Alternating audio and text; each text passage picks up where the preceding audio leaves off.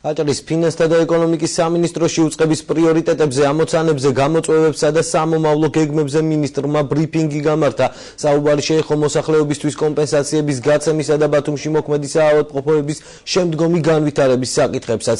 გიორგი თავართქილაძემ განაცხადა, რომ სამინისტროს უშუალო შუამდგომლობით ბათუმის სამშობიარო სახლის ამჟამინდელი მეპატრონე მედპერსონალს აღნიშნულ ობიექტს სრულ მფლობელობაში 300,000 ლარად გადასცემს. ასევე უახლოეს პერიოდში დაკმაყოფილდება სოფელ სიმონეთისა და ონტოფოს მცხოვრებთა მოთხოვნა. მათ სასოფლო-სამეურნეო მიწების სანაცვლოდ კომპანია აჭარ ენერჯი 2007 კომპენსაციას 1 კვადრატულ მეტრზე მინიმუმ 17 ლარს გადაუხდის. უწყების დღის მდგომარეობით 2013 წლის რესპუბლიკური ბიუჯეტი ნაშთის სახით 10 მილიონი ლარი დარჩა. მინისტრის განცხადებით, საბიუჯეტო კრიზისზე საუბარი ოპონენტების მხრიდან სიცრუეა.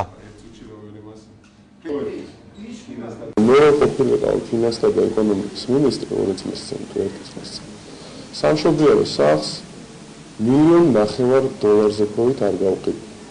რადგან ინვესტორმა დღეს 300,000 ლარში დაუთმო სამშობიარო სახლის კოლექტივს, არაფერი საწინააღმდეგო პირიქით მივესალმები და მე მიხარია თუ ისინი ამ შემოთავაზებას მიიღებენ და დროულად განახორციელებენ.